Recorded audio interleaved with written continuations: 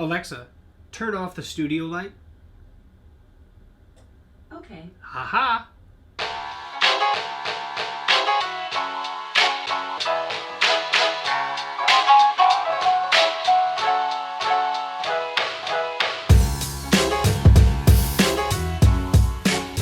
Hey folks, welcome back to techgooch for another video review, and I'm back with another smart switch review. This is a smart switch from the guys over at Oittm. Now, I've actually done several product reviews for this company before, but this is specifically for the wall switch now. This is a smart switch that can actually be controlled by Amazon's Echo products as well as the Google Assistant. Now, I tried to not say Amazon's name, so just so you're aware, it doesn't have to be with an Echo. It can be with any product that can use Amazon's Assistant. But this is a smart switch. Now, I've already done a setup video on this, and I'm going to link directly in the description where you can watch that setup video. And basically, it's like any smart switch, to be honest. It does require a neutral wire with this one. So I know that there are a few out there that do not require it. This one does. Like most of the modern ones, at least that I've found, do require that net neutral wire. So a 4-wire setup in this case. And if you are interested in the setup at all, click on that link in the description. You can watch the full setup video of me doing what I do. That's over on Geeksmart. So this is more of what I think of it now that I've had it installed here for a little while. First, I'm going to actually show you what it looks like on the wall, and then we'll talk about it at the end.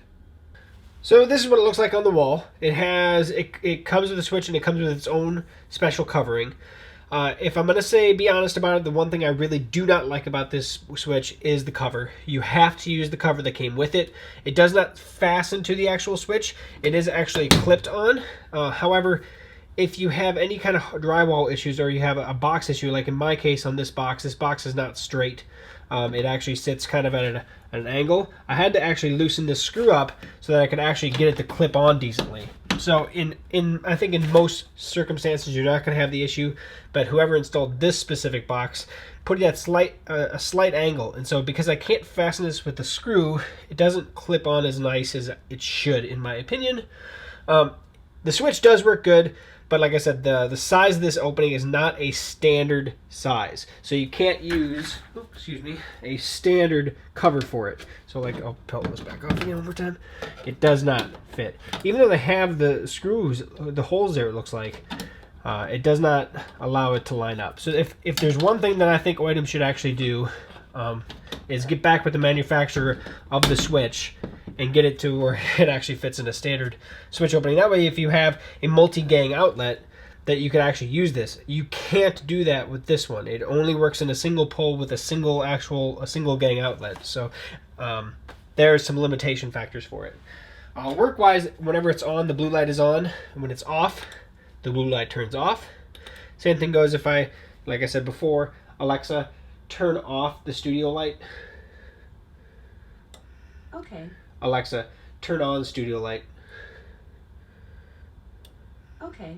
So that's how she works. Pretty simple there. And then of course I do have that full setup video so you can watch what the whole installation process looks from standard switch to smart switch. Now, like I said, I think the biggest problem with this is the design of the actual switch itself. Not so much the usefulness or how it actually works or how it ties in with the app or anything like that. It's actually how the switch is shaped.